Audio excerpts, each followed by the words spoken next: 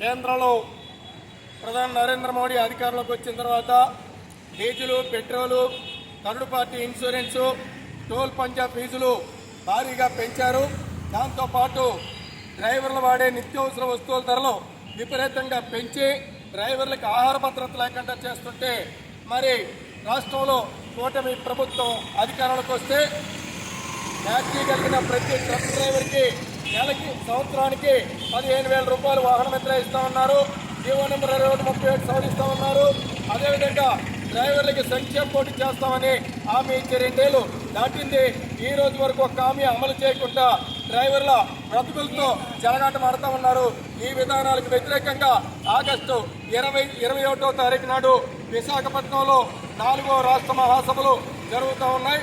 ఈ 4వ రాష్ట్ర మహాసభల్లో డ్రైవర్లందరూ పెద్ద సంఖ్యలో పాల్గొని ప్రభుత్వం అనుసరిస్తున్నటువంటి ఉద్యోగ, కార్మిక, డ్రైవర్ల వ్యతిరేక విధానాలపై చర్చించి రాబోయే కాలంలో ఉద్యమ పోరాట కార్యాచరణని రూపొందిస్తున్నారు.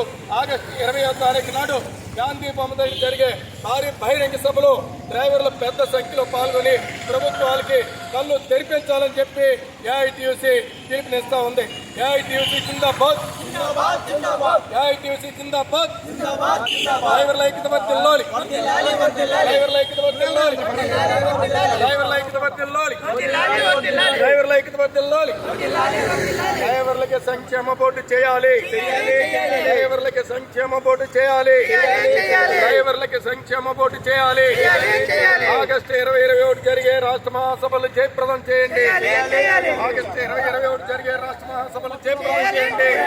ఆగస్టు 2021 జరిగే రాష్ట్ర మహాసభలు జయప్రదం చేయండి. ఏఐటీయూసీ జిందాబాద్, జిందాబాద్, జిందాబాద్. ఆటో డ్రైవర్ల ఐక్యత వర్ధిల్లాలి, వర్ధిల్లాలి, వర్ధిల్లాలి. డ్రైవర్ల ఐక్యత వర్ధిల్లాలి, వర్ధిల్లాలి, వర్ధిల్లాలి. పార్కింగ్ స్థలాలు ఇవ్వాలి, ఇవ్వాలి, ఇవ్వాలి. పార్కింగ్ స్థలాలు ఇవ్వాలి, ఇవ్వాలి, ఇవ్వాలి. ఆగస్టు 2021 జరిగేటువంటి రాష్ట్ర మహాసభను జయప్రదం చేయండి. ఆటో డ్రైవర్ల రాష్ట్ర మహాసభను జయప్రదం చేయండి. చేయాలి. 4 విషయాలు చెప్పేస్తాం అలా కొద్దిగా.